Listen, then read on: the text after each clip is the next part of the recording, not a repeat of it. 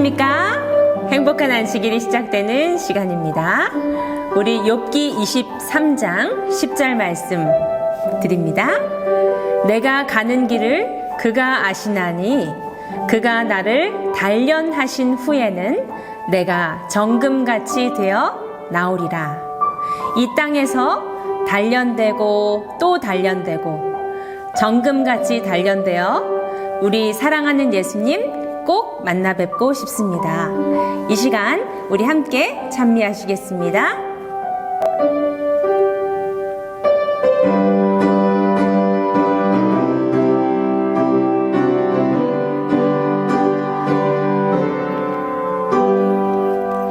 찬송 부르고 주를 전하며 남은 세월 지내다가 주님 오셔서 나를 부르면 영광 중에 나가를 열린 천국 문 내가 들어가 십자가를 내려놓고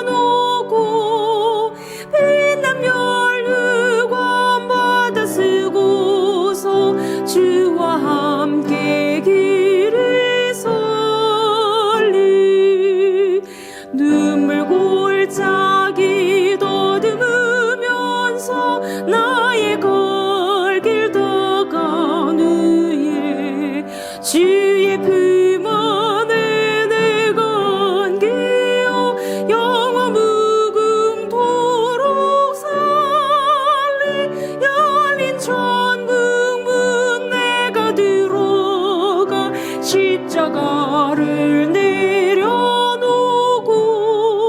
빛난 멸류관 받아 쓰고서 주와 함께 길을 설리 나의 가는 길 멀고 마며 산은 높고 골은 깊어 고난 나의 몸 쉴 곳 없어도 복된 날이 밝아오리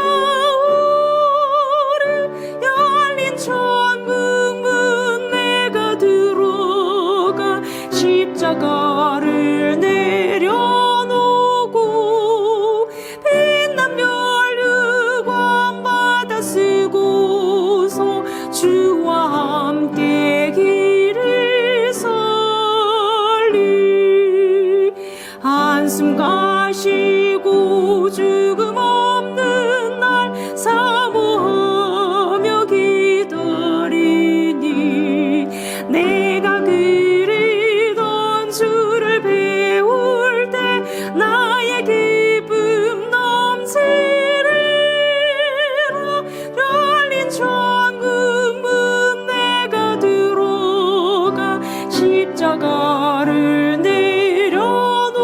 내려놓고 빛난 멸류관 받아 쓰고서 주와 함께 길을 설리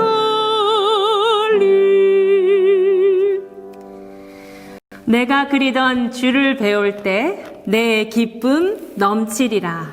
우리 예수님 만날 그날, 기쁨 넘치는 그날 기대하고 또 기대하고 고대합니다. 다음 찬미 383장 부르시겠습니다.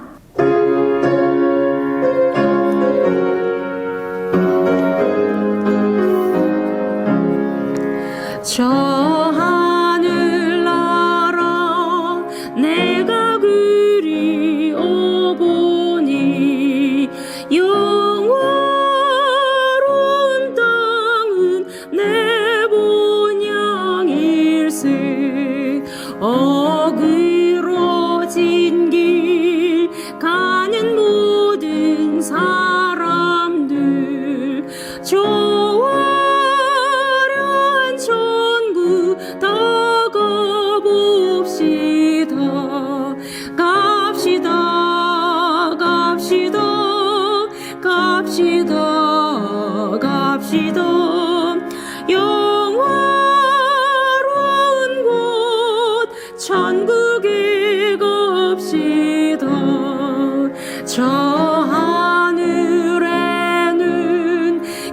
근심 걱정하리고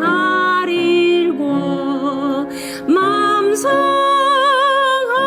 일은 아주 없겠네. 무거운 죄짐 지고 가는 사람들 저 화려한 천국 다 가봅시다. 갑시다 갑시다 갑시다 갑시다. 영화로운 곳 천국에 갑시다. 주 예비하신 저곳 화려한 에덴 보석으로 꾸민 하늘나라일세. 주 예수 재림 사모하는 성도들 저 빛나는 천국 다 갈 수 있네. 갑시다 갑시다 갑시다 갑시다. 영화로운 곳 천국에 갑시다. 저 하늘에는 생명샘이 흐르니 피곤한 길손들 쉴보냥일세. 다 전진하세 예수 영접하리니 그때 우리 천국 다 이르겠네. 갑시다 갑시다 갑시다 갑시다. 영화로운 곳 천국에 갑시다. 영화로운 곳 천국에 다 함께 가시는 우리 모든 성도님들 되시기를 원합니다. 다음 찬미 함께 크게 부르시겠습니다.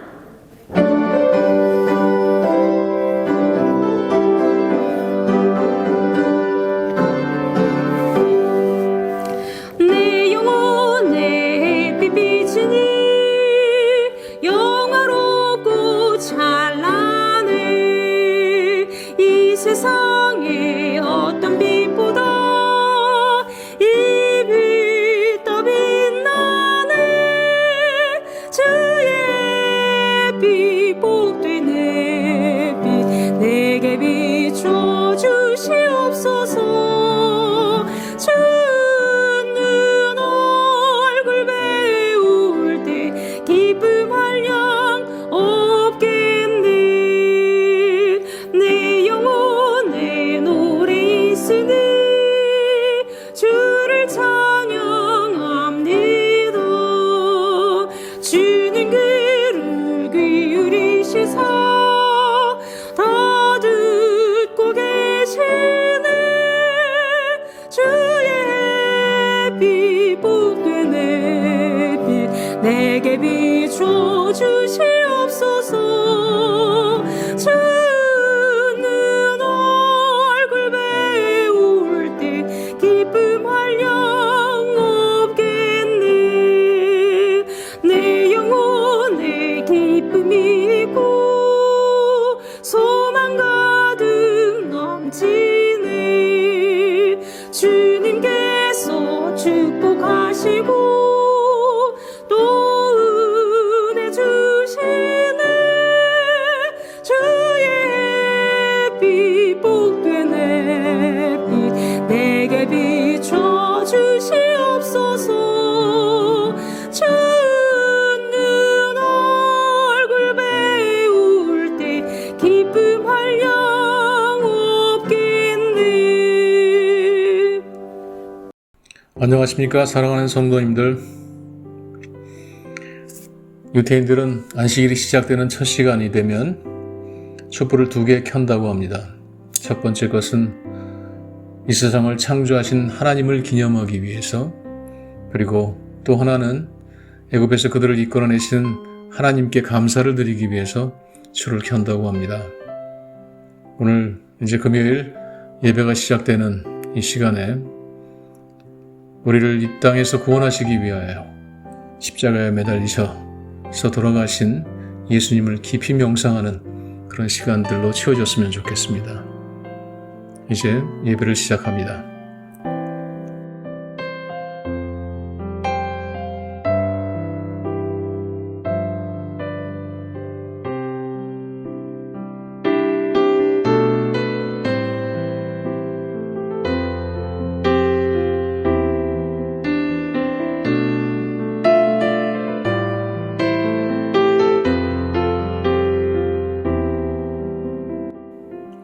첫 찬미는 316장 예수가 우리를 부르는 소리, 다 같이 힘차게 부르시겠습니다.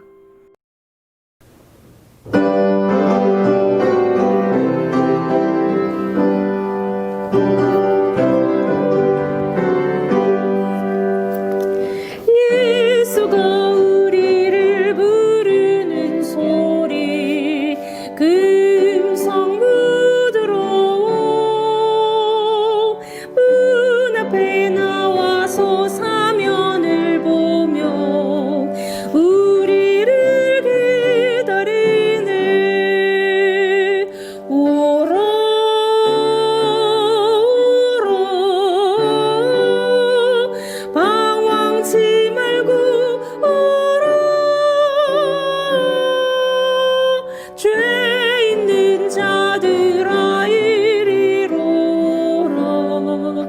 주 예수 앞에 오라. 간절히 오라고 부르실 때에 우리가 지체하려 주님의 은혜를 왜 아니 받고 들은지 아니하나. 오라 오라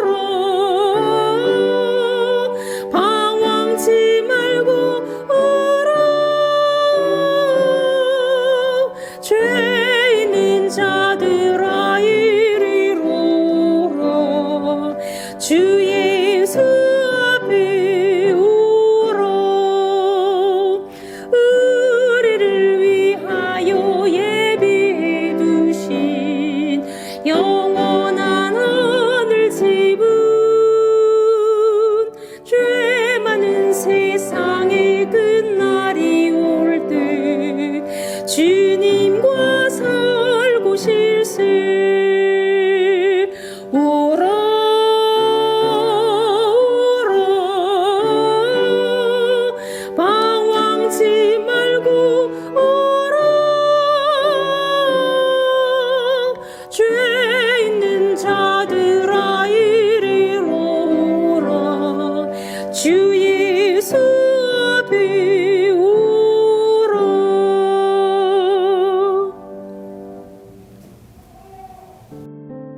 저희들을 대표하여 정은순 집사님 기도해 주시겠습니다. 우리를 주님의 시간 속으로 초대해 주셔서 감사합니다. 이 복된 안식일 각 처소에서 주님과 만나는 귀한 시간이 되도록 도와주시옵소서. 세상에서 살면서 주님의 백성으로 살지 못했던 시간들에 대해 회개합니다. 우리에게 아버지의 얼굴을 찾고자 하는 열망을 주시옵시고 곁길로 가려고 하는 마음 용서하여 주시옵소서. 주님께서 우리를 찾아오심을 거절하지 말고 기쁨으로 받아들일 수 있는 마음자리 허락하여 주시옵소서.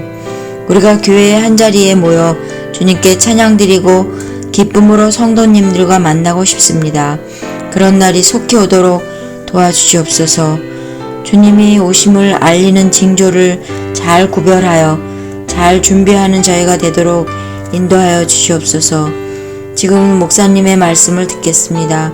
각자의 처소에서 말씀을 들을 때 성령님 같은 은혜로 채워주시고 주님의 밝은 빛을 만나는 시간이 되도록 인도하여 주시옵소서. 예수님 이름으로 기도드립니다. 아멘.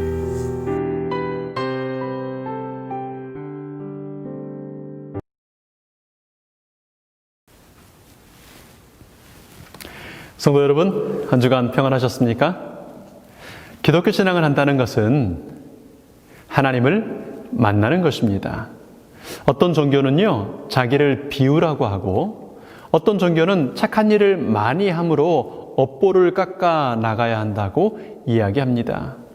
어떤 종교는 종교의식에 능숙해지는 것이 중요하다고도 하고, 또 어떤 종교는 어떤 특정한 장소에 가면 길을 많이 받고 거기에서 영적인 깨달음을 얻을 수 있다고 이야기하기도 합니다.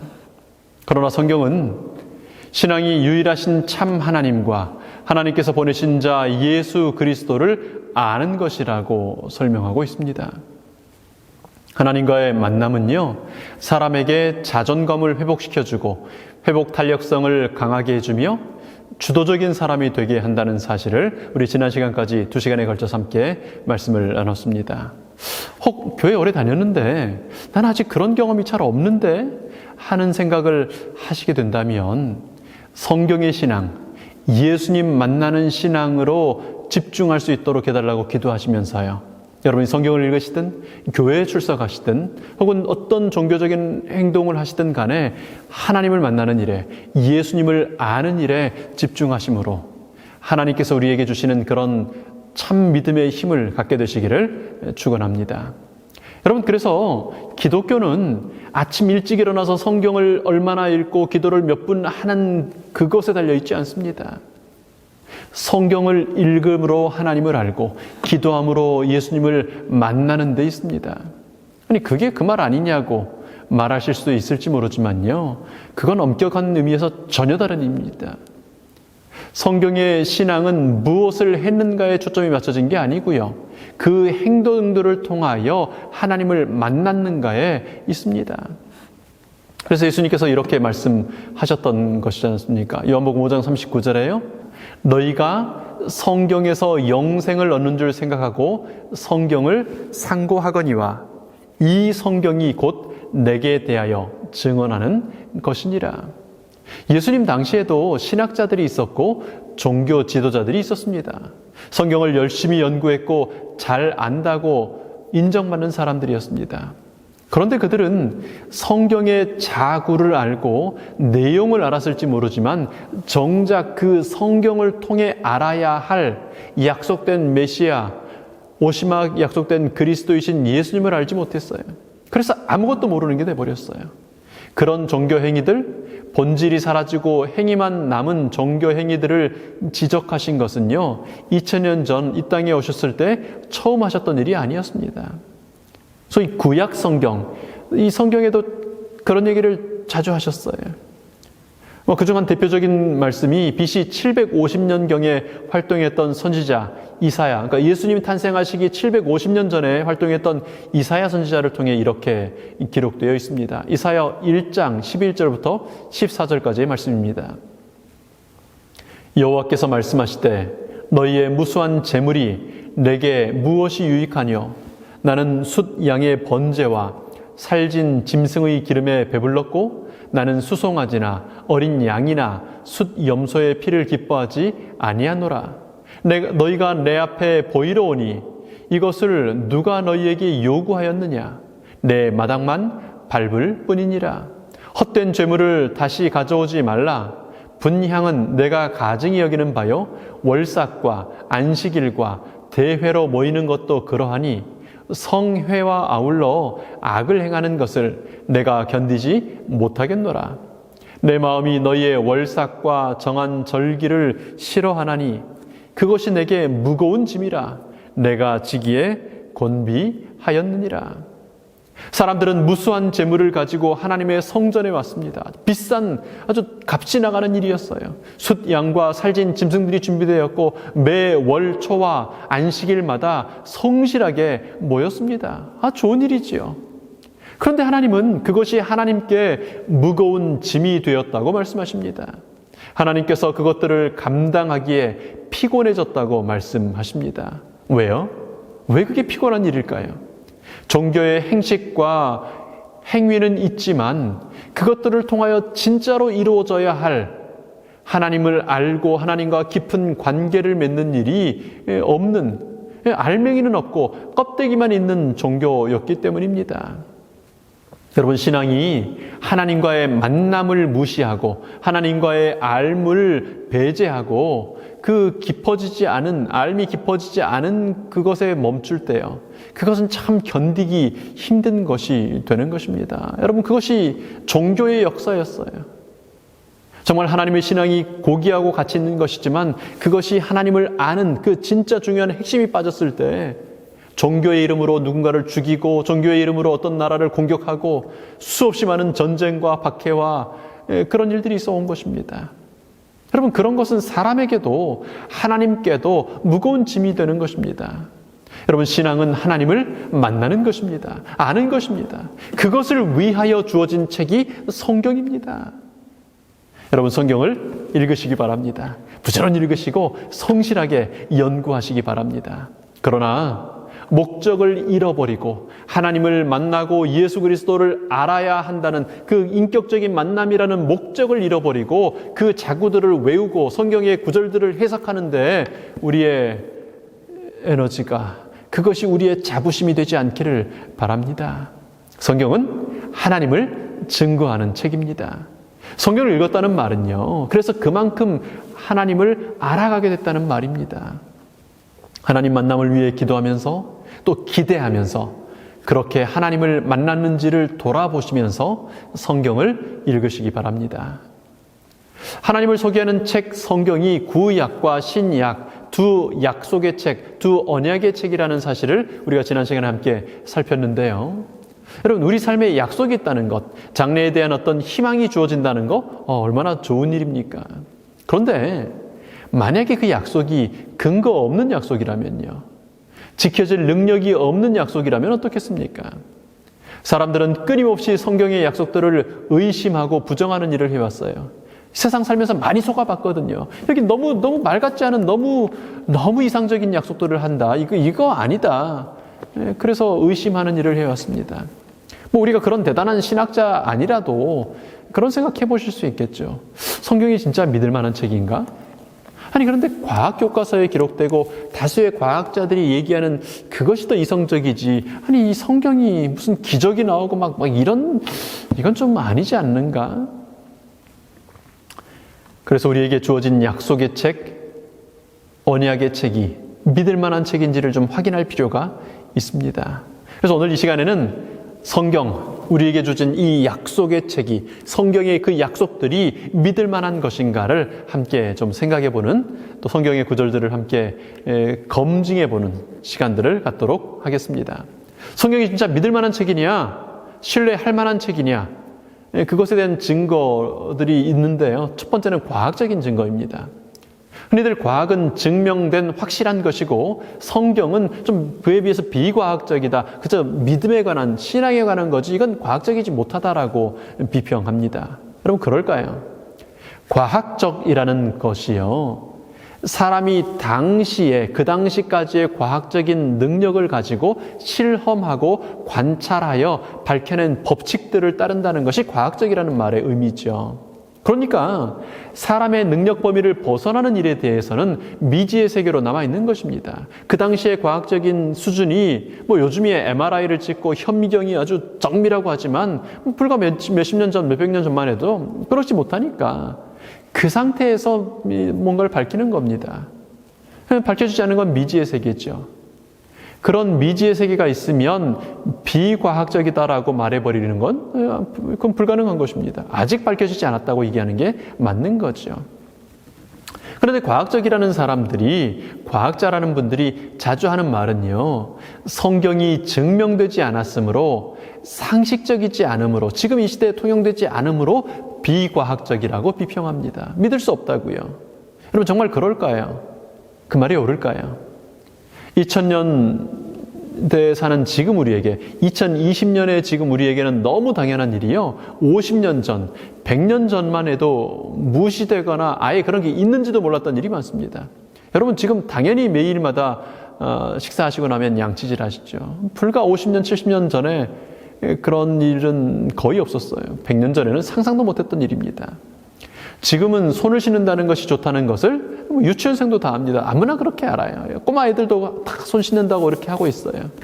그런데요, 1840년대 비엔나의 교육병원이었던 알레게마인의 크라켓하우스 병원의 산부인과 병동에서는요, 치사율이 17%예요. 그러니까 그 대학병원, 1840년대 대학병원에 와서 애 낳을 정도면 대단한 부자들이고 귀족들이나 그랬을 텐데, 그러니 아주 혼신의 힘을 다해서 그들을 보필하는데도 불구하고 아이 6명 나면 1명은 반드시 죽는 겁니다.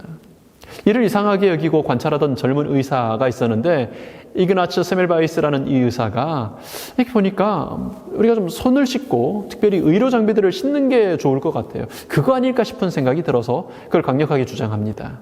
어떻게 됐을까요? 이 젊은 의사, 세멜바이스 의사는 쫓겨납니다. 바쁜데 쓸데없는 소리 한다고요. 그로부터 38년이 지난 1878년이 되어서야 손 씻는 것의 필요성이 인정을 받습니다. 한참 지나서, 진짜 한참 지나서 1960년경에 와서야 뉴욕 주립위생소에서 드디어 손 씻는 방법을 소개하는 책자를 펼쳐냅니다. 하도 사람들이 모르니까 책으로 펼쳐내서 제발 손 씻어야 된다, 이렇게 씻어라, 우리는 너무 잘하는 그 얘기를 1960년, 지금으로부터 불과 60년 전에 그 얘기를 책으로, 그것도 뉴욕 주립위생소에서 그 얘기를 한 것입니다. 여러분, 지금은 너무 당연한 과학적인 지식을 가지고 180년을 거슬러 올라가서 그 얘기하시면요, 여러분이 현직 의사라도 쫓겨나요. 여러분, 무식한 사람, 비과학적인 사람이 되는 것입니다. 근데 성경에 재밌는 기사들이 나오는데, 레위기 15장 11절에요. 유출병 있는 자가 물로 그 손을 씻지 아니하고 아무든지 만지면 그 자는 그의 옷을 빨고 물로 몸을 씻을 것이며 저녁까지 부정하리라. 피를 흘리는 병이 걸린 사람이 피 묻은 그 손으로 누군가를 만지면 그 만져짐을 당한 그 대상은 부정할 거라는 거예요. 그러니까 그 옷을 빨고 몸을 씻으라는 겁니다. 1840년대 대학병원에서조차 거부당하던 손 씻고 옷 빠는 위생법을 어떻게 지금으로부터 3500년 전 사람이었던 모세는 알고 성경에 기록할 수 있었을까요? 어떻게 성경은 그런 기록을 전달하고 있을까요? 사실 이 레위기서라는 책의 11장부터 15장까지는 계속해서 이런 얘기들입니다. 그 중에 하나를 또 보죠. 레위기 13장입니다. 그 사람은 부스람이 생겨난 부위를 빼고는 주변에 있는 털을 모조리 밀어야 한다. 그리고 제사장은 부스럼이 생긴 그 사람을 다른 사람과 접촉하지 못하도록 이래 동안 격리시켜야 한다. 여러분, 2020년 이 생각지 않았던 팬데믹 때문에 수도 없이 듣고 있는 얘기예요. 격리, 소셜 디스턴스, 사회적인 거리, 2m 간격 두기, 얼마나 많이 듣고 있습니까? 21세기 의학의 빛 속에 사는 우리는 바이러스가 뭔지 대략 알고, 그래서 안전을 지키는 방법이 격리라는 사실을 우리는 잘 들어서 알고 있습니다. 근데 여러분, 3500년 전에 기록된 성경 레위기서가 어떻게 격리라는 것을 알 수 있었을까요? 뿐만 아니라 같은 성경은요, 옷을 빨고 또 집에 곰팡이가 나면 그것을 긁어내고, 그래도 안 되면 벽돌을 뜯어내고, 그래도 안 되면 집을 부시고 태워버리라고 얘기합니다. 전쟁터에서 전리품으로 가지고 온 금속이 있으면요, 그것은 반드시 불을 통과해서 불에 소독하도록 했어요. 천이면 물에 빨도록 했습니다. 여러분, 2020년을 사는 우리가 읽으면 너무 자연스러운 얘기인데 1800년대 사람들이 이 성경을 읽으면서, 이 똑같은 성경을 읽으면서, 이 레위기서 13장을 15장을 읽으면서 그렇게 얘기했을 겁니다. 야, 성경 봐라, 얼마나 우스꽝스럽고 도움이 안 되는 얘기를 하고 있는지. 아니, 그 물 없는 사막에서 그 사람들이 어떻게 그렇게 맨날 씻고 빨고 그렇게 할 수 있다고 이런 얘기나 하냐. 이런 쓸데없는 소리 하는 거 보니 성경은 비과학적이다. 그게 1800년대에 소위 말하는 과학자들이, 소위 말하는 가장 앞선 의료 지식을 가졌던 대학 병원의 교수들이, 의사들이 했던 얘기라는 얘기입니다. 또 성경은 이런 명령을 기록하고 있습니다. 레위기 12장 3절에요. 생후 8일째가 되면 그 아이의 포피를 잘라 할례를 베풀어야 한다. 여러분, 남성들의 할례를 통하여 이스라엘 여성들이 각종 성병이나 부인병에서 자유로울 수 있었다는 기록들을 여러분 잘 아실 겁니다. 물이 귀하고 더운 사막 지역에서 할례를 하도록 해서 그 위생 상태를 유지하도록 한 것도 참 신기한 일인데요. 여기 더 신기한 일은요. 그 할례를 언제 하라고요? 생후 태어난 지 8일 만에 행하도록 하는, 여러분 그 이유가 밝혀지면서 정말 충격이었어요. 여러분, 사람의 피에는요 응혈소 역할을 하는 바이타민 C가 있어요. 우리 몸에는 그 바이타민 C 때문에 피를 흘리면 물이 멈추잖아요. 이렇게 지혈하고 있으면 멈추잖아요. 그게 바이타민 C가 하는 역할인데, 생후 3일째가 되면 일반적인 성인들이 가진 응혈소의 33%밖에 안 가진대요. 그러니까 생후 3일째에 피를 흘리게 되면 굉장히 위험한 거예요. 피가 멈추지 않아서요. 근데 하루하루 지날 때마다 이게 아주 빠르게 채워집니다. 그런데 태어난 지 8일째가 되면요, 이게 채워지다 못해 과충전이 돼요. 110%가 돼요. 그리고 9일째부터 다시 떨어져서 이제 소위 우리가 일반적으로 갖는, 정상적인 사람이 갖는 100%를 갖는 거죠. 다시 말하면 사람의 평생 중에 생후 8일째는요, 피가 가장 빨리 멈추는 날입니다. 여러분, 성경은 어떻게 그 사실을 3,500년 전에 그 사실을 알고 생후 8일째 할례를 행하라고 명령했을까요? 여러분, 또 아주 성경에 뭐 이런 얘기까지 있나 싶을 만한 재밌는 기록이 있습니다. 이제 신명기라는 책으로 가서요, 23장 12절에 이렇게 기록합니다. 또 여러분은 진지 밖에 일정한 장소를 정해놓고 대소변을 볼 때는 그곳으로 다니십시오. 나갈 때는 반드시 삽을 들고 가서 구덩이를 파고 쪼그리고 앉아서 이를 본 다음 다시 삽으로 배설물을 묻어야 합니다. 아니, 성경이 무슨 이런 얘기까지요. 그럼 남자만 60만 명, 뭐 아이들과 여자들까지 다 포함하면 200만 명이 훨씬 넘는 사람들이 이집트를 탈출해서 출애굽해가지고 홍해를 건너고 이제 광야를, 사막 지역을 지금 걷고 있는 중입니다. 200만 명이 텐트를 치고요. 그 사람들이 아침마다 일어나가지고 생리현상을 아무렇게나 해결했으면 그 200만 명이 있었던 그 텐트촌은, 그 이스라엘 집단은 단체로 전염병이 걸렸을 것이 확실합니다. 근데 하나님은 그들이 생리현상을 해결할 때 반드시 삽을 들고 텐트촌 밖에 정해진 장소에 가서 쭈그려 앉아서 이를 보고, 튀지 않게 이를 보고, 그리고 돌아서서는 삽으로 반드시 그걸 땅에 묻어서 바이러스가 퍼지지 않도록 하라고 여기 기록해 놓은 것입니다. 여러분, 지금은 너무 당연한 얘기죠. 근데 3,500년 전에 당시에도 나름대로 지식이 있었다는 과학자들이 있었을 텐데요.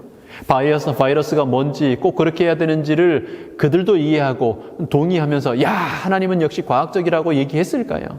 혹은 야, 성경은 역시 비과학적이라고 얘기했을까요? 여러분, 몇 가지 것들을 살펴보았습니다만은 성경의 하나님은 인간의 과학보다 훨씬 앞선 과학 중의 과학을 기록하신 하나님이십니다. 다만 지금도 2020년 지금도 이해하지 못하는 것들이 있다는 것은 분명한 사실입니다. 여러분, 다시 얘기하면 하나님의 모든 것이 우리에게 다 이해된다면 그런 분이 신일 수 있을까요? 그런데도 사람들은 지금 내가 이해할 수 없는 부분이 있다고 하나님은 비과학적이라고 비난하기를 좋아하는 것입니다. 여러분, 끊임없이 변경되고 수정되는 사람의 과학이 옳을까요? 아니면 3,500년 전부터 이미 모든 것을 과학적으로 지시하시고 인도하시던 하나님이 옳은 것일까요? 여러분, 하나님의 이 책 성경, 하나님의 약속의 말씀, 믿을 만한 책이 아니겠습니까? 그럼 성경이 그 신빙성을 공격받아왔던 주된 이유들 중에 두 번째 이유는요, 역사책의 기록, 세상이 갖고 있는 그 역사책의 기록과 이 성경의 기록이 일치하지 않은 경우가 많이 있다는 것입니다. 역사 기록에는 존재하지도 않는 왕이 나오고요. 때로는 그런 국가가 소개되고요. 성경에 이런저런 것들이 등장하는 것을 보면서 야, 이건 시대적으로도 역사적으로도 맞지 않은 걸 보니 성경은 믿을 만한 책이 아니라고 비판하는 것입니다. 여러 가지가 있는데 대표적인 것 중에 하나가 성경의 첫 번째 5권의 책, 창세기, 출애굽기, 레위기, 민수기, 신명기 하는 이 모세 오경이라고 부르는 책인데요. 이게 BC 1500년경에 모세가 기록한 것으로 여기 우리는 알거든요. 근데 이 성경을 보면 레위기서에 얼마나 자세한 법들이 있는지 몰라요. 민수기서에 또 얼마나 자세한 법들이 있는지 몰라요. 아니, 모세가 기록한 이 책들이 이렇게 자세하고 세세한 법조항들을 가진다는 게 소위 말하는 구석기 시대에 말이 되는 소리냐라고 비판하는 것입니다. 그러니 성경은 후대 누군가가 짜깁기를 했는데 너무 이렇게 과하게 짜깁기를 하다 보니까 엉망으로 짜깁기한 그런 책이라고 비판하는 것입니다. 이 굉장히 일반적으로 받아들여졌던 비판입니다. 그런데요, 고고학이 발달하면서 오히려 기존의 역사책들이 틀리고 성경의 기록들이 정확한 역사 기록이라는 사실들이 밝혀지고 있습니다. 그 중에 방금 말씀드렸던 모세 이야기를 좀 해보면요. 모세와 동시대 비슷한 시기에 살았던 함무라비라는 왕이 있습니다. 들어보셨죠? 역사책에서 많이 들어보셨을 겁니다. 그 함무라비가 기록한, 점토판에 기록한 그 당시 함무라비 왕의 법전이 발견됩니다. 함무라비 법전이라고 부르죠. 근데 그 법전의 구조가 또 그 법전의 자세한 그 기록들이 모세의 율법의 구조와 유사한 점이 굉장히 많다는 사실을 발견하게 됩니다. 다시 말하면 모세 당시에 BC 1500년, 지금으로부터 3500년 전에도 그런 종류의 법들이 충분히 존재할 수 있었다는 사실이 고고학으로 밝혀진 것입니다. 바벨론이라는 나라의 존재, 그 왕들의 이름과 활동들, 또 메데 페르시아 왕들, 수많은 성경의 이야기들이 역사 속의 실제임이 고고학이 발굴을 할 때마다, 고고학자들의 삽이 땅을 팔 때마다 하나씩 밝혀지고 있습니다. 성경은 그대로 있고요. 우리가 소위 말하는 세상의 역사책들, 교과서들은 계속 바뀌고 있어요. 성경은 역사적인 진실을 기록한 믿을 만한 책인 것입니다. 여러분, 성경이 신뢰할 만한 책인가 하는 것을 증명하는 세 번째 것은 심리학적인 증거입니다. 여러분, 마음이 중요하다? 스트레스를 잘 관리해야 한다는 것은 누구나 아는 현대인의 상식입니다. 근데 성경이 몇천 년 전에 기록한 성경이 또 이렇게 얘기합니다. 잠언 17장 22절에요. 마음의 즐거움은 좋은 약이 되어도 마음의 근심은 뼈를 마르게 한다. 또 이 잠언을 기록한 솔로몬은 이렇게 얘기해요. 무릇 지킬 만한 모든 것보다 더욱 내 마음을 지키라. 여러분, 현대의학이 치료에 도입한 이 심리치료의 중요성을 BC 970년경에 솔로몬이 기록한 이 성경의 잠언은 어떻게 알고 그렇게 기록했을까요? 여러분, 성경이란 책 자체가요, 심리학 백과사전입니다. 지금으로부터 10년 전에, 2010년에 제가 그 성경이 기록한 행복의 법칙들을 소개하는 전도회를, 일주일간의 세미나를 서울에서 했었습니다. 청량리에 있는 저희 한 교회에서 했었는데요. 강의를 하는 동안에 강남에 사시는 한 분이 친구의 초청을 받고 참석을 했습니다. 이틀을 참석하더니 3일째는 아들을 데리고 오셨어요. 그리고 그날 설교가 끝나고 뒤에서 인사를 하는데 아들을 데리고 와서는 소개를 시키는 겁니다. 목사님, 제 아들입니다. 고등학교 3학년입니다. 여러분, 강남의 고3 학생이요, 성경이 주는 위로의 기별을 들어야겠다는 생각을 그 어머니가 하시고 강북 청량리까지 학원 빼고 학교 자율학습 빼고 그 고3 시험 얼마 안 남은 고3을 거기 데리고 온 것입니다. 여러분, 성경은 우리의 마음을 잘 알고 치료해 주시는 하나님의 심리학 교과서입니다. 성경은 옳은 책일 뿐 아니라 대단히 유익한 책인 것입니다. 앞서 말씀드린 것처럼 성경은 미래에 대한 약속의 책입니다. 그런 미래에 대한 약속, 앞으로 일어날 일에 대한 약속을 다른 말로 예언이라고 하죠. 성경은 하나님의 미래에 대한 예언들, 그런 약속들로 가득합니다. 왜 하나님께서 그렇게 예언을 하실까요? 요한복음 14장 29절에 그 이유를 이렇게 설명하십니다. 이제 일이 일어나기 전에 너희에게 말한 것은 일이 일어날 때에 너희로 믿게 하려 함이라.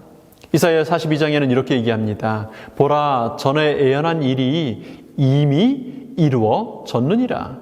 이제 내가 새 일을 알리노라. 그 일이 시작되기 전에라도 너희에게 이르노라.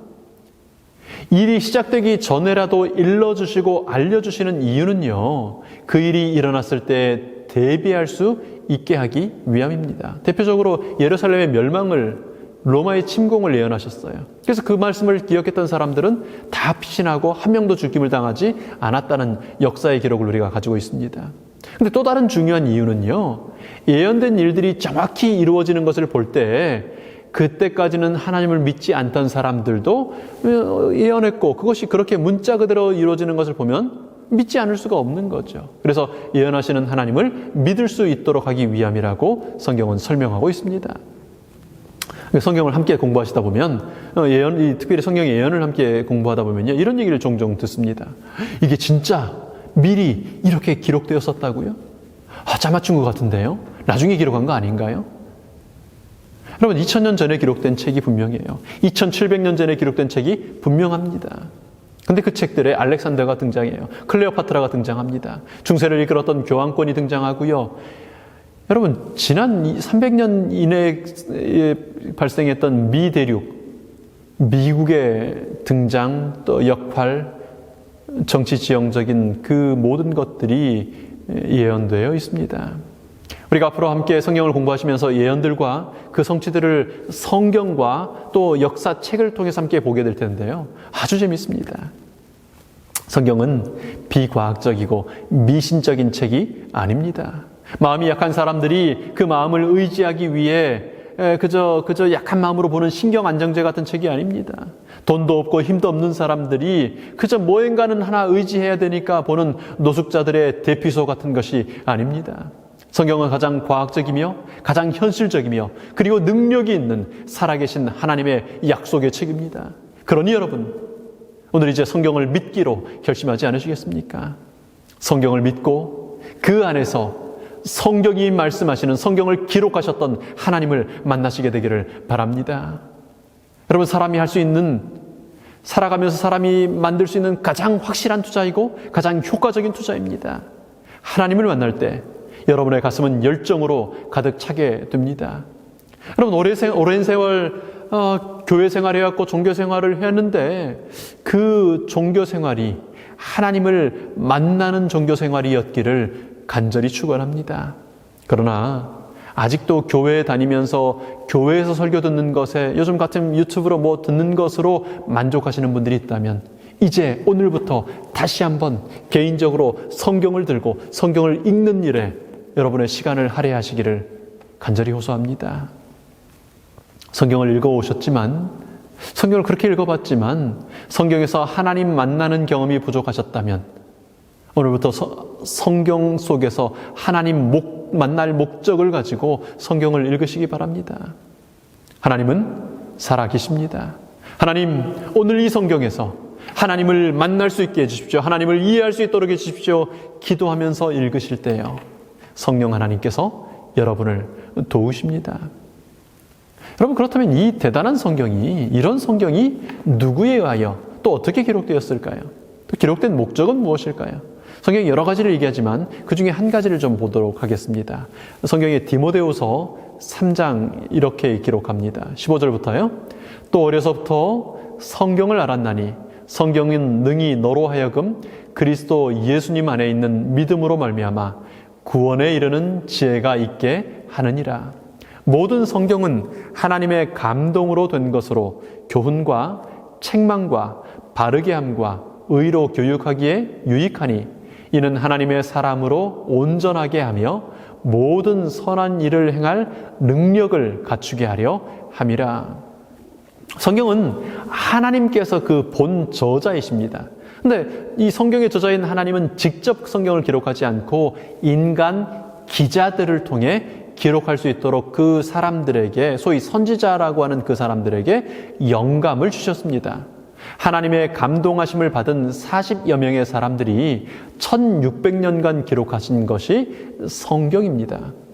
저자가 한 명이 아니라면 내용이 아주 중구난방일 수밖에 없을 거예요. 물론 어떤 책을 1600년 동안 기록한다는 것도 말이 안 되지만 설령 그렇게 기록된 책이 있더라도 서로 다 다를 겁니다.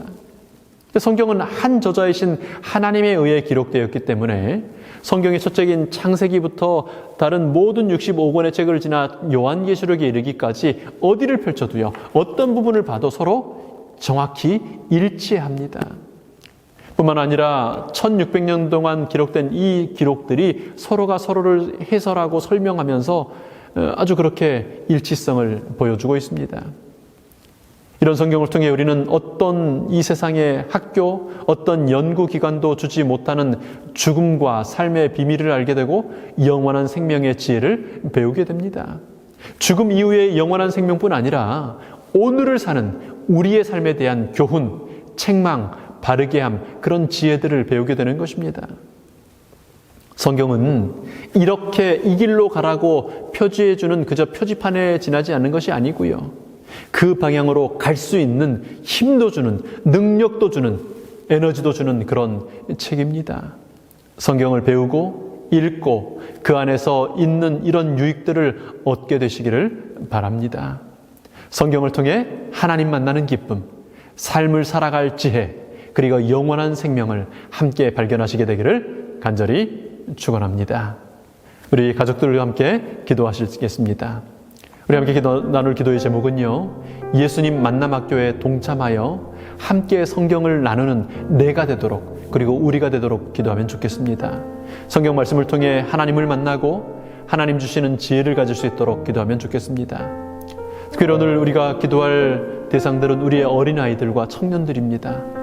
말씀 읽는 습관을 가지고 또 말씀을 내가 읽을 뿐 아니라 전하는 사람들이 될 수 있도록 우리의 어린아이들과 우리 학생들, 청년들을 위해 기도해 주시기 바랍니다.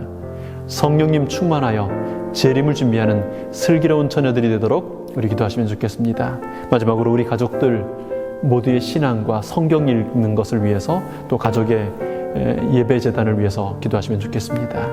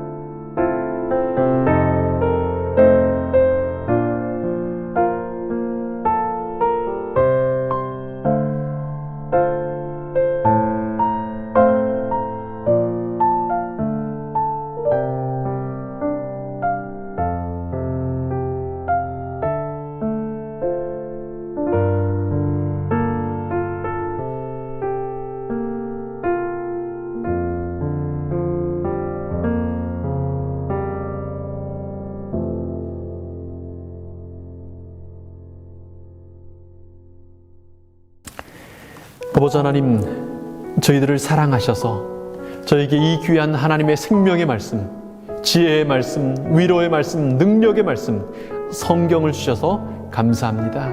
이제 이 성경을 읽고 듣고 그 가운데 기록된 것을 지키는 복된 사람들이 되기를 원합니다. 하나님, 저희에게 성경 읽을 시간을 허락하여 주시옵소서. 성경을 읽을 때 하나님을 만날 수 있는 열린 눈과 예수님을 더 깊이 알아갈 수 있는 지혜를 허락하여 주시옵소서. 그래서 예수님을 만남으로 저의 삶의 자존감이 회복되고 저의 삶의 회복 탄력성이 강해지며, 그래서 하나님의 능력으로 주도적인 삶을 살아가는 하나님의 형상과 하나님의 모양을 닮은 사람들 되도록 인도하여 주시옵소서. 그렇게 성경을 듣게 하셨음에 감사드리며 성경 읽을 결심하게 하셨음에 감사드리며, 뿐만 아니라 이 성경을 나누고 싶은 욕구를 주셨음을 인해 감사드리며, 고마우신 예수님 이름으로 기도합니다.